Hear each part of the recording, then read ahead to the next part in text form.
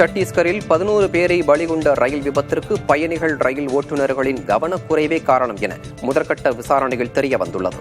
பிலாஸ்பூர் அருகே நின்று கொண்டிருந்த சரக்கு ரயிலின் மீது பயணிகள் ரயில் மோதிய விபத்தில் ஓட்டுநர் உள்பட 11 பேர் உயிரிழந்தனர். துணை ஓட்டுநர் உள்பட சிலர் காயமடைந்தனர். சிவப்பு விளக்கை கண்ட பிறகும் ரயிலை நிறுத்தாமல் ஓட்டுநர் ரயிலை இயக்கியதே விபத்திற்கு காரணம் என அறிக்கையில் கூறப்பட்டுள்ளது. எனினும் ரயில்வே பாதுகாப்பு ஆணையரின் விசாரணைக்கு பிறகே இதில் மேற்கொண்டு நடவடிக்கை இருக்கும் என கூறப்படுகிறது. 2024ஆம் ஆண்டில் நிகழ்ந்த சாலை விபத்து மரணங்கள் 2023ஐ விட அதிகரிக்கக்கூடும் என்ற கவலை தரும் தகவல் வெளியாகியுள்ளது. தேசிய குற்ற ஆவண காப்பகம் ஒவ்வொரு ஆண்டும் முந்தைய ஆண்டுக்கான சாலை விபத்து மரணங்கள் குறித்த தரவுகளை வெளியிடுகிறது. அந்த வகையில் கடந்த ஆண்டுக்கான சாலை விபத்து உயிரிழப்பு தொடர்பான தரவுகள் இன்னும் வெளியிடப்படவில்லை. ஆனால் தற்காலிக தரவுகளின் அடிப்படையில் 2024இல் உத்தரப்பிரதேசம், தமிழ்நாடு, மகாராஷ்டிரா, மத்திய பிரதேசம், ராஜஸ்தான், ஒடிஷா, பீகார், தெலுங்கானா, ஆந்திர பிரதேசம், கர்நாடகா உள்பட 10 மாநிலங்கள் மற்றும் டெல்லி உள்ளிட்ட யூனியன் பிரதேசங்களில் 2023ஆம் ஆண்டை விட அதிக சாலை விபத்துகள், உயிரிழப்புகள் பதிவாகியுள்ளன. 2023இல் சாலை விபத்துகளில் சுமார் 1.73 லட்சம் பேர் உயிரிழந்தனர்.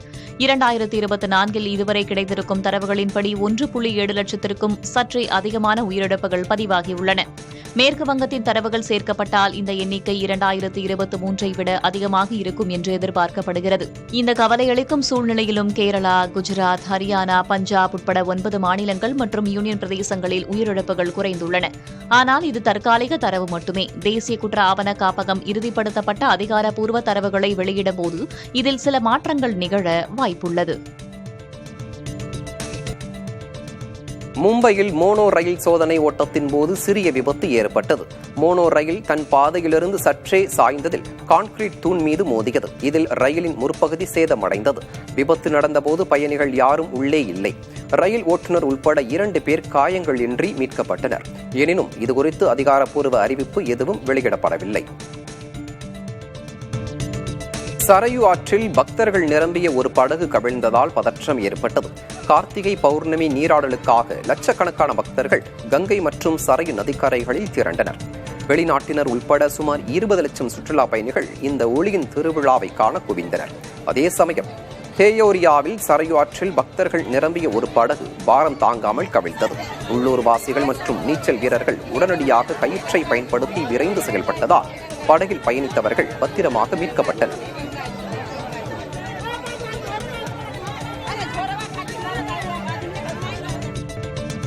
தஞ்சாவூர் அருகே பிரிவு சாலையில் அதிவேகமாக தவறான திசையில் வந்த தனியார் பேருந்து மோதி இருசக்கர வாகனத்தில் வந்தவர் உயிரிழந்தார். இதனால் பேருந்து கண்ணாடியை உடைத்து பொதுமக்கள் சாலை மறியலில் ஈடுபட்டனர். இதன் காரணமாக அரை மணி நேரத்திற்கு மேலாக போக்குவரத்து பாதிக்கப்பட்டது. போலீசார் வழக்கு பதிவு செய்து பேச்சுவார்த்தை நடத்தி நடவடிக்கை எடுப்பதாக உறுதியளித்ததை அடுத்து போராட்டம் கைவிடப்பட்டது.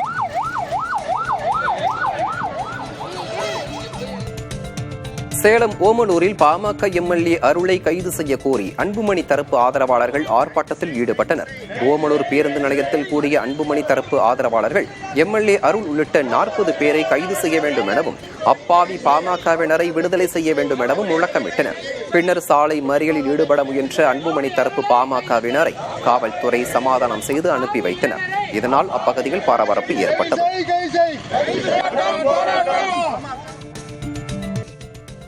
ரஷ்யாவிலிருந்து நேரடியாக கச்சா எண்ணெய் வாங்குவதை அடுத்த மாதம் முதல் இந்தியா குறைத்துக் கொள்ளும் என கடல் வணிக சந்தை ஆய்வு நிறுவனமான கெப்லர் தெரிவித்துள்ளது. இதனால் ஏற்படும் பற்றாக்குறையை சமாளிக்க அமெரிக்கா, கனடா, பிரேசில், மத்திய கிழக்கு, தென் அமெரிக்கா, மேற்கு ஆப்பிரிக்கா ஆகிய பகுதிகளிலிருந்து இந்தியா கச்சா எண்ணெயை இறக்குமதி செய்யும் என்றும் அந்நிறுவனம் தெரிவித்துள்ளது. எனினும் இதனால் இறக்குமதி செலவுகள் அதிகரிக்கும் என்றும் அதன் அறிக்கையில் கூறப்பட்டுள்ளது. ரஷ்யாவிடமிருந்து கச்சா எண்ணெய் வாங்குவதை நிறுத்த அமெரிக்கா தொடர் நெருக்கடி கொடுத்து வருவது குறிப்பிடத்தக்கது.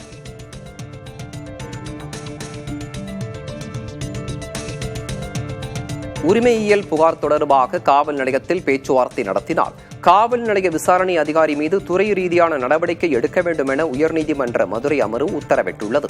இது தொடர்பான சிவில் வழக்கை விசாரித்த நீதிமன்றம் குடும்ப பிரச்சினை, சொத்து பிரச்சினை போன்ற உரிமையியல் பிரச்சினைகளுக்காக கொடுக்கப்படும் மனுக்களில் முகாந்திரம் இருந்தால் எஃப்ஐஆர் பதிவு செய்து விசாரணை நடத்த வேண்டும் என காவல்துறைக்கு அறிவுறுத்தியது. மேலும் சம்மன் அனுப்பி காவல் நிலையத்தில் விசாரணை நடத்துவது சட்டவிரோதம் என்று கூறிய நீதிமன்றம் இந்த உத்தரவை அனைத்து மாவட்ட எஸ்பிக்கள் மற்றும் காவல் ஆணையர்களுக்கு அனுப்பி வைக்க தமிழக டிஜிபிக்கு உத்தரவிட்டது.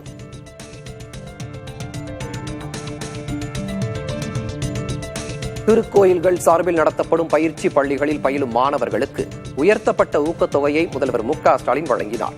அதன்படி இந்து சமய அறநிலையத்துறை திருக்கோயில்கள் சார்பில் நடத்தப்படும் அர்ச்சகர், ஓதுவார் உட்பட 18 பயிற்சி பள்ளிகளில் முழு நேரமாக பயிற்சி பெறும் 297 மாணவர்களுக்கு உயர்த்தப்பட்ட ஊக்கத்தொகை 10,000 ரூபாய்க்கான காசோலையை முதல்வர் ஸ்டாலின் வழங்கினார்.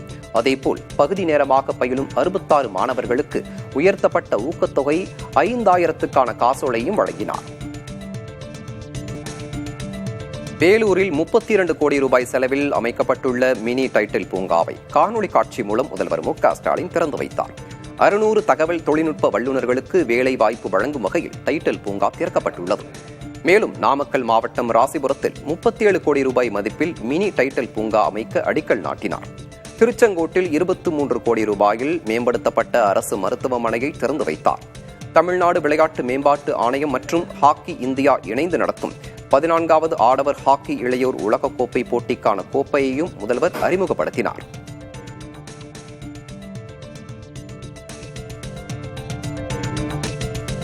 டிசம்பர் மாதம் 18ஆம் தேதி பிரதமர் மோடி கோவைக்கு வருகை தர உள்ளதாக செய்தி வந்துள்ளதாக பாஜக மாநில தலைவர் நயினார் நாகேந்திரன் தெரிவித்துள்ளார்.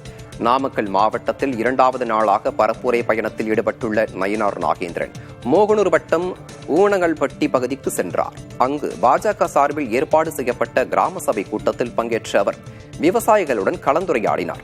மத்திய அரசுடன் இணக்கமாக செயல்பட்டால்தான் மாநில அரசு அதிக அளவு நிதியை பெற முடியும் என குறிப்பிட்டுள்ளார்.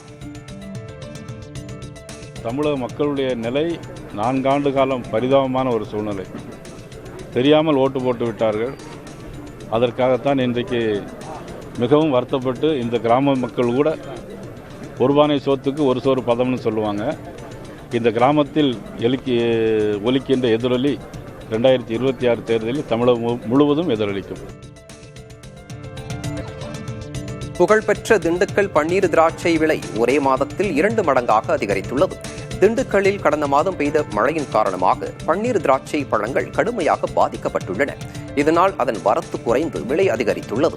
கடந்த மாதம் 25 ரூபாய்க்கு கொள்முதல் செய்யப்பட்ட 1 கிலோ பன்னீர் திராட்சை தற்போது 50 ரூபாய்க்கு கொள்முதல் செய்யப்படுகிறது. TCS நிறுவனத்தில் 4 ஆண்டுகளுக்கு மேலாக பணிபுரிந்த ஊழியர் தனக்கு ஊதிய உயர்வாக வெறும் 422 ரூபாய் மட்டுமே வழங்கப்பட்டுள்ளதாக வேதனை தெரிவித்துள்ளார். இதுகுறித்து சமூக ஊடகத்தில் பதிவிட்ட அவர், தொழில்நுட்ப ஊழியராக உள்ள தனக்கு நிறுவனம் தரப்பில் இந்த ஆண்டிற்கான மாத ஊதிய உயர்வாக வெறும் 422 ரூபாய் மட்டுமே கொடுக்கப்பட்டுள்ளதாகவும், தான் 4 ஆண்டுகளாக TCS நிறுவனத்தில் பணியாற்றியது மிகவும் தவறான முடிவு என்றும் தெரிவித்துள்ளார். இந்த பதிவு வைரலான நிலையில் TCS நிறுவனம் 80% ஊழியர்களுக்கு சம்பளம் திருத்தப்பட்டதாகவும், அதிக செயல்திறன் கொண்டவர்களுக்கு இரட்டை இலக்க சதவிகிதத்தில் ஊதிய உயர்வு வழங்கப்பட்டதாகவும் விளக்கம் அளித்துள்ளது.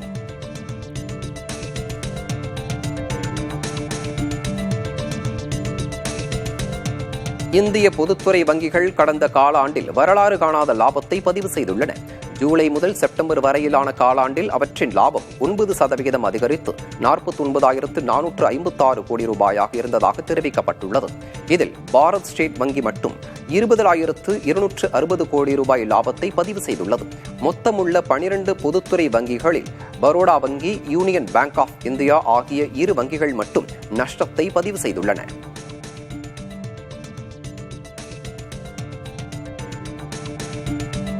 கொரிய நிறுவனமான LG எலக்ட்ரானிக்ஸ் அதன் உற்பத்தி மற்றும் ஆய்வு தளத்தை இந்தியாவுக்கு மாற்ற திட்டமிட்டுள்ளது. LG நிறுவனத்தின் உதிரி பாகங்கள் தயாரிக்கும் ஆலைகளை அமைப்பதற்கான மூலதன பொருட்கள் தற்போது கொரியா, சீனா, வியட்நாம் ஆகிய நாடுகளில் உள்ளன. இந்நிலையில் உலகளாவிய விநியோக சங்கிலி பல்வகைப்படுத்தலுக்கான தேவை அதிகரித்து வரும் நிலையில் இவை அனைத்தும் இந்தியாவுக்கு மாற்றப்பட உள்ளதாக சொல்லப்படுகிறது. நொய்டாவில் அமையவுள்ள இந்த ஆய்வு தளம் புதிய வேலைவாய்ப்புகளை உருவாக்கும் எனவும் தகவல்கள் தெரிவிக்கின்றன.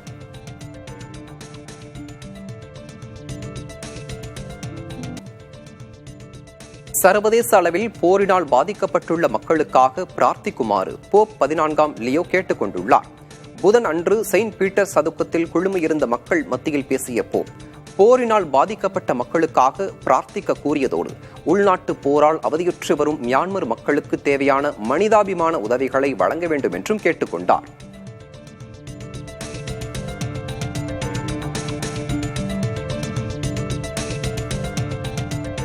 தென்னாப்பிரிக்க டெஸ்ட் தொடருக்கான இந்திய அணியை BCCI அறிவித்துள்ளது. அதன்படி காயத்திலிருந்து குணமடைந்துள்ள ரிஷப் பண்ட் அணிக்கு திரும்புகிறார்.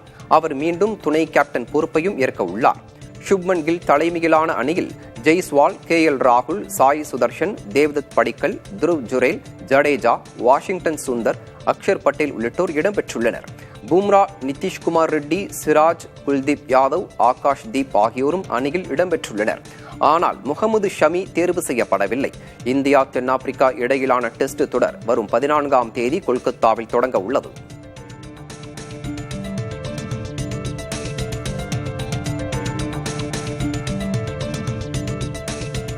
தென்னாப்பிரிக்க அணிக்கு எதிரான ஒருநாள் தொடருக்கான இந்திய அணியில் ரோஹித் சர்மா மற்றும் விராட் கோலி இடம்பெறவில்லை. தென்னாப்பிரிக்க மற்றும் இந்தியா அணிகளுக்கு எதிரான ஒருநாள் தொடர் வரும் 13ஆம் தேதி தொடங்க உள்ளது. இதற்கான இந்திய அணி அறிவிக்கப்பட்டுள்ளது. திலக் வர்மா தலைமையிலான அணியில் ரோஹித் சர்மா, விராட் கோலி இடம்பெறவில்லை. முன்னதாக சர்வதேச ஒருநாள் போட்டிகளுக்கு தயாராகும் வகையில் தென்னாப்பிரிக்க அணிக்கு எதிரான தொடரில் இருவரும் விளையாடலாம் என தகவல் வெளியாகியிருந்தது.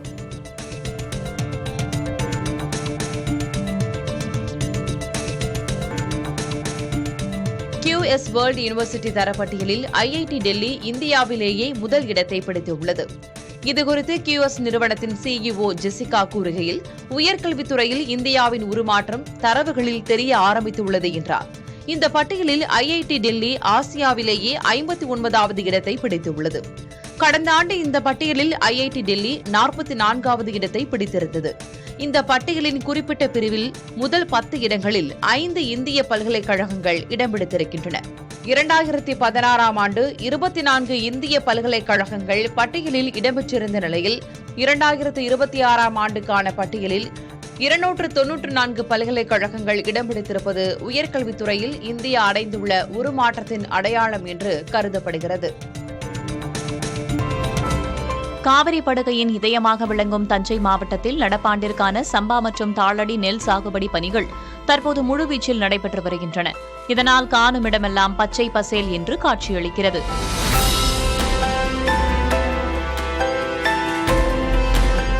இந்த ஆண்டு 3,42,000 ஏக்கர் பரப்பில் சாகுபடி செய்ய இலக்கு நிர்ணயிக்கப்பட்டிருக்கும் நிலையில் தற்போது வரை 2,02,000 ஏக்கரில் நடவு பணிகள் நிறைவடைந்துள்ளன. விவசாயிகளுக்கு தேவையான விதை நெல், யூரியா, DAP உள்ளிட்ட அனைத்து உரங்களும் கூட்டுறவு சங்கங்களிலும் தனியார் கடைகளிலும் போதுமான அளவில் இருப்பு வைக்கப்பட்டுள்ளதாக வேளாண் துறை அதிகாரிகள் தெரிவிக்கின்றனர். சம்பா மற்றும் தாளடி சாகுபடியில் ஈடுபட்டுள்ள விவசாயிகள் வரும் நவம்பர் 15ஆம் தேதிக்குள் தவறாமல் தங்கள் பயிர்களுக்கு காப்பீடு செய்து கொள்ள வேண்டும் என்று வேளாண் துறை அதிகாரிகள் வலியுறுத்தியுள்ளனர்.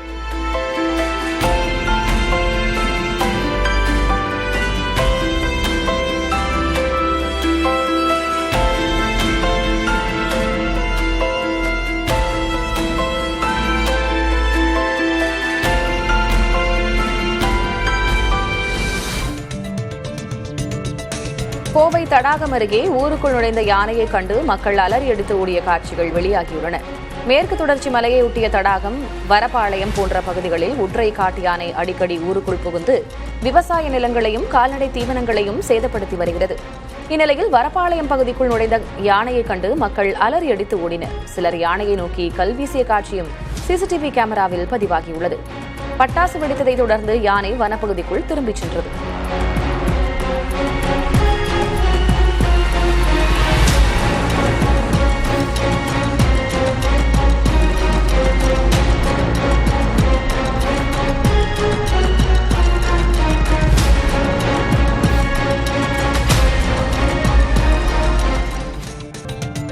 இந்திய கிரிக்கெட் கட்டுப்பாட்டு வாரியம் மகளிர் கிரிக்கெட் அணிக்கான சுற்றுப்பயண நிதி ஒதுக்கீட்டை 6 கோடி ரூபாயிலிருந்து 96 கோடி ரூபாய் வரை உயர்த்தியுள்ளது.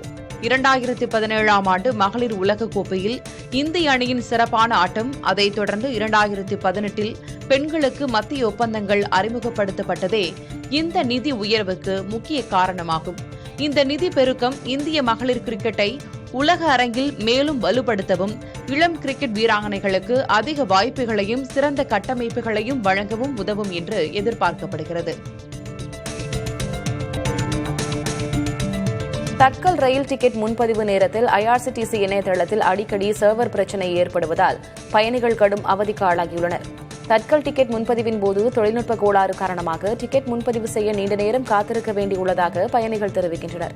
அவசரத்திற்கு டிக்கெட் எடுக்க முடியாமல் அவதிப்படுவதால் சர்வரின் தரத்தை உயர்த்த ரயில்வே நிர்வாகம் உரிய நடவடிக்கை எடுக்க வேண்டும் என பயணிகள் கோரிக்கை வைத்துள்ளனர்.